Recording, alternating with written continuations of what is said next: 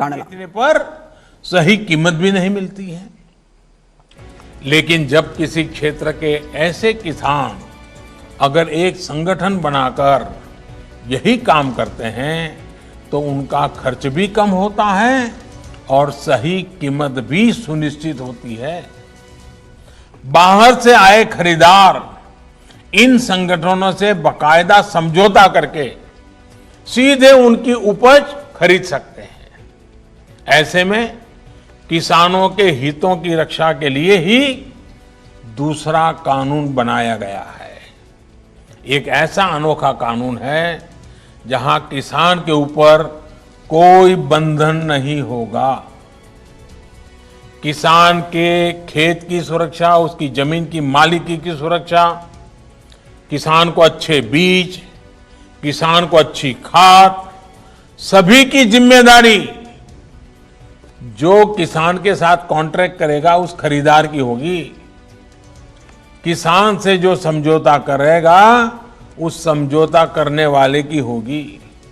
साथियों, इन सुधारों से कृषि में निवेश बढ़ेगा, किसानों को आधुनिक टेक्नोलॉजी मिलेगी, किसानों के उत्पाद और आसानी से अंतर्राष्ट्रीय बाजार में पहुंचेंगे।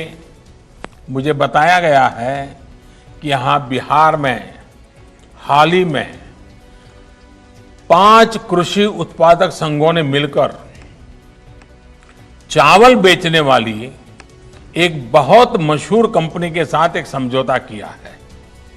इस समझौते के तहत 4000 टन धान वो कंपनी बिहार के इन एफपीओ से खरीदेगी। अब इन एफपीओ से जुड़े किसानों को मंडी नहीं जाना पड़ेगा। उनकी उपज अब सीधे नेशनल और इंटरनेशनल मार्केट में पहुंचेगी। साफ है कि इन सुधारों के बाद खेती से जुड़े बहुत सारे छोटे बड़े उद्योगों के लिए बहुत बड़ा मार्ग खुलेगा। ग्रामीण उद्योगों की ओर देश आगे बढ़ेगा। मैं आपको एक और उदाहरण देता हूं। मान लीजिए कोई नौजवान एग्रीकल्चर सेक्टर में कोई स्टार्टअप शुरू करना चाहता है, वो चिप्स की फैक्ट्री ही खोलना चाहता है। अभी तक ज्यादातर जगह होता यह था, पहले उस पर आलू खरीदते थे, फिर वो अपना काम शुरू कर पाता था। लेकिन अब वो नौजवान जो नए नए सपने लेकर के आया है, वो सीधे गांव के किसान के पास जाकर उससे आलू के लिए समझौता कर सकेगा।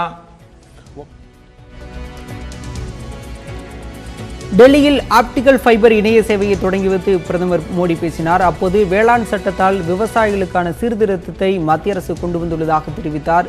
பிரதமர் பேசிய நேரலை காட்சிகளை இதுவரை கண்டோம்.